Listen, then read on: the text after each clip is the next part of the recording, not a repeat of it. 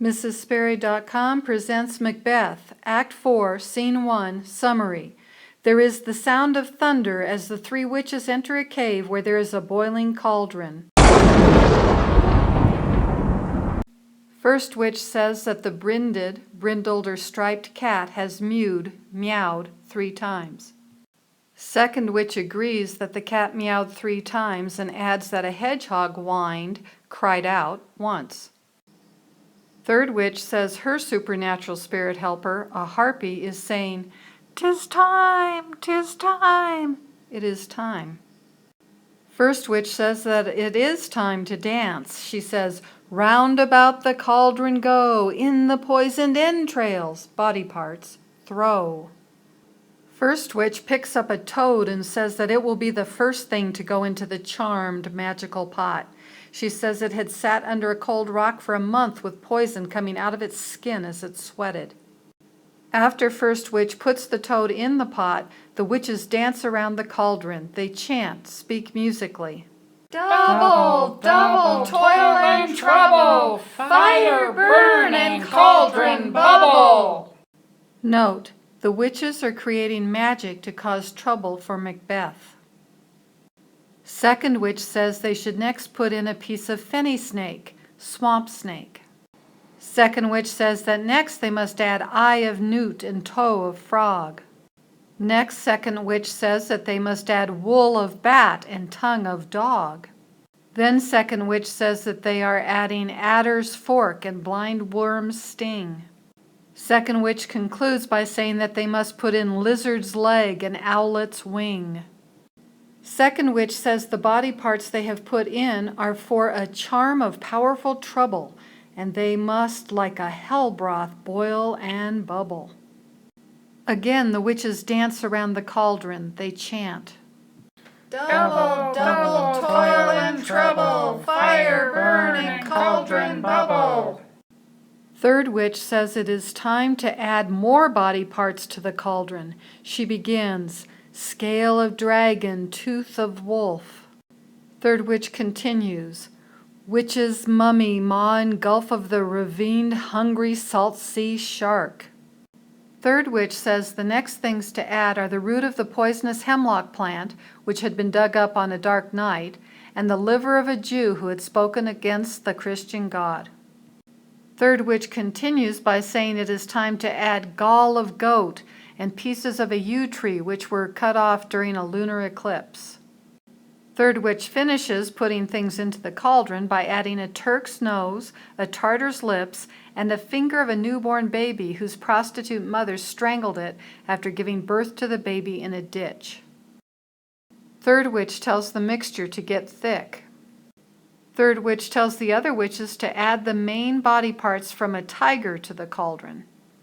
Again, the witches dance around the cauldron. They chant. Double, double, toil and trouble, fire burn and cauldron bubble. Second witch says they will cool the mixture in the cauldron by adding a baboon's blood. Then the charm, the magic potion or mixture, will be done. Hecate comes in and says, "Oh, well done." She says she is happy with the witch's work and everyone will share the rewards. Hecate tells everyone to sing around the cauldron like elves and fairies in a ring. The witches sing a song called Black Spirits. Hecate leaves. Second witch says, "By the pricking, feeling, of my thumbs, something wicked this way comes." Second witch says, "Open locks whoever knocks." The door magically unlocks. Macbeth enters, calls the witches secret black and midnight hags, and asks what they are doing.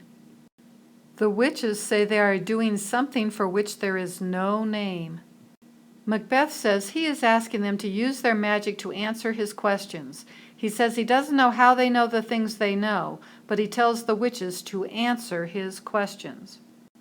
Macbeth tells the witches he wants answers even if they must untie the winds and let them blow churches down, cause waves to sink boats, push crops into the ground, blow down trees, push castles onto the heads of those who live in them, and push the heads or tops of castles and pyramids to their foundations, bottoms. Macbeth tells the witches that even if they must cause all of the growing things in nature to mix together and everything to be destroyed, the witches must answer his questions. First witch says, speak. Second witch says, demand. Third witch says, we'll answer. First witch asks Macbeth if he wants to hear his answers from the witches' mouths or from their masters. Macbeth tells the witches to call their masters. First witch tells the other witches to put into the cauldron blood from a sow that ate her 9 babies, and then add to the fire sweat from a murderer who died on a gibbet. Note, Macbeth is like the sow who eats her children. Instead of protecting the Scottish people, he thinks only of himself and will murder anyone who gets in his way. All of the witches call out to high and low spirits. They ask the spirits to show themselves and what they can do. There is thunder. And first apparition, first ghost, a head wearing a helmet, appears. Macbeth says, "Tell me thou, you, unknown power." First witch interrupts and tells Macbeth that the ghost knows his thoughts. She tells Macbeth to listen and not speak. First apparition speaks. "Macbeth, Macbeth, Macbeth, beware Macduff, beware the Thane of Fife, dismiss me, enough." As first apparition goes back down into the cauldron, Macbeth tries to get him back. Macbeth thanks him for his warning, says the warning was the same as his own fear, and asks for one word more. First witch says that the apparition cannot be commanded. She says another apparition will appear, which is stronger than the first. There is thunder. Second apparition, a bloody child appears. Second apparition speaks. "Macbeth, Macbeth, Macbeth." Macbeth says if he had 3 ears, each ear would hear the apparition.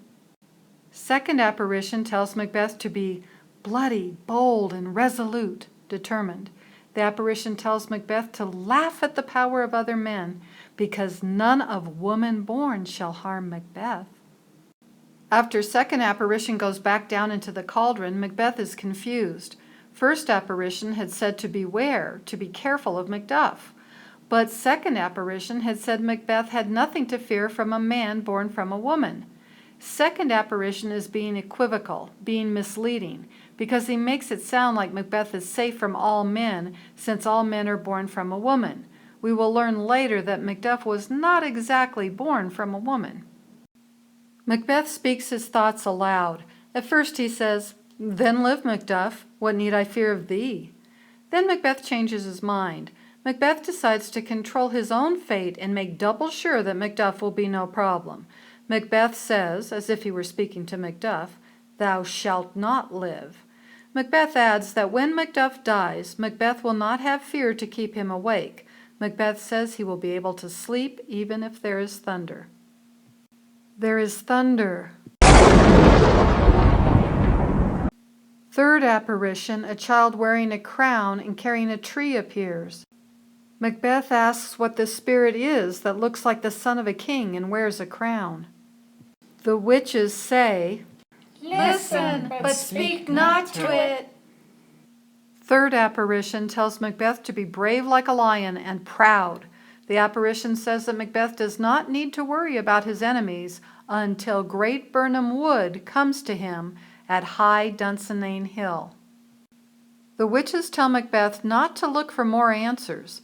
Macbeth says he must know more. He says if the witches do not give him more information, they should be cursed, have bad luck forever. Macbeth says, "Let me know." Then he asks why the cauldron is sinking and why there is music.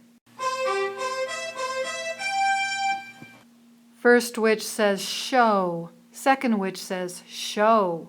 Third witch says, "Show." They all say to show Macbeth and make him sad. They call out, asking for shadows to come and then to leave. 8 shadowy kings come, the last one carrying a mirror. He is followed by the ghost of Banquo.